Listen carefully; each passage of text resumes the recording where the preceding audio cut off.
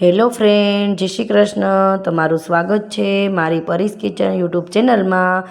તો આજે આપણે બનાવવાની છે આવી ટેસ્ટી મોરૈયાની ખીચડી.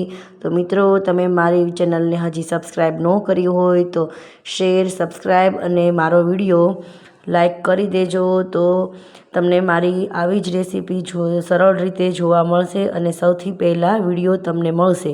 તો આપણે ચાલો શરૂ કરી લઈએ મોરૈયાની ખીચડી કેવી રીતે બનાવવી. તો મેં 20 થી 30 ગ્રામ જેટલો મોરૈયો લીધો છે, 1 મુઠ્ઠી શીંગના દાણા છે, 2 થી 3 લીલા મરચાં છે, લીમડાના પાન છે, 1 ટમેટું લીધું છે અને 2 મીડિયમ સાઇઝના બટેટા લીધા છે અને છાશ લીધી છે. અને મોરૈયો પલાળીને લઈ લીધો છે મેં. મિત્રો, આમાં છાશ લેવી ખૂબ જરૂરી છે કેમકે છાશ વગર મોરૈયાની ખીચડી સારી નથી લાગતી. તો આમાં 3 થી 4 ટેબલ સ્પૂન મેં તેલ નાખી દીધું છે કેમકે મારે મોરૈયાની ખીચડીની ક્વોન્ટિટી થોડી વધારે હતી. તો મેં 1 ચમચી આખું જીરું નાખેલું છે.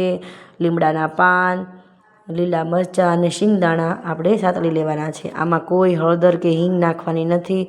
અને બટેટા નાખી દઈશું. થોડા શીંગના દાણા સોફ્ટ થઈ જાય પછી આપણે બટેટા નાખી અને એને થોડી વાર માટે એને કૂક થવા દઈશું, બફાવા દઈશું. એને થોડી વાર હલાવી નાખશું 2 થી 3 મિનિટ માટે.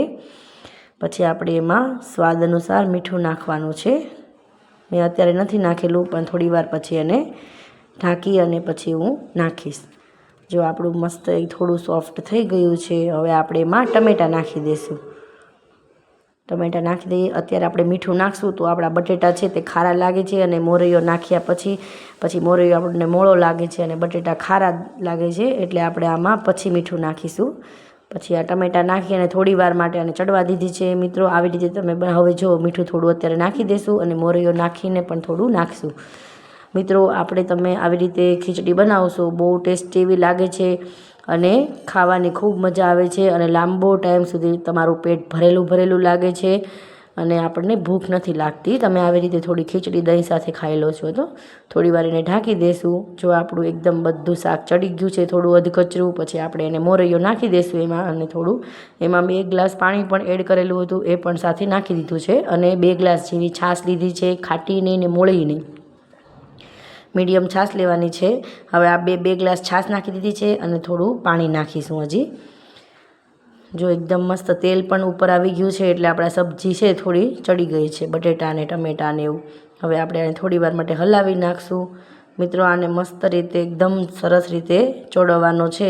ધીમો ગેસ કરી અને આપણે એને ઢાંકી દેવાનો છે. બહુ સરસ એવી આ ખીચડી બને છે. બાળકો તમારે 11 રહે છે તો પણ તમે આવી ખીચડી બનાવીને આપી શકો છો. જો આપણી ખીચડી એકદમ મસ્ત તૈયાર થઈ ગઈ છે.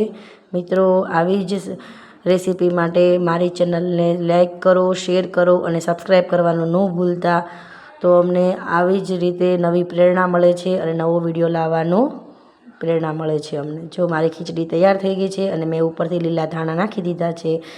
એક બાઉલમાં કાઢી લીધી છે. ચાલો મિત્રો, ફરાળી ખીચડી ખાવા આજે 11 છે તો તમે આવી રીતે ખીચડીને બનાવી લેજો. બહુ ટેસ્ટી એવી લાગે છે અને ખાવાની ખૂબ મજા આવે છે. છાશ તો જરૂર નાખજો. લાઈક, શેર અને સબસ્ક્રાઈબ કરવાનું ન ભૂલતા. Bye bye.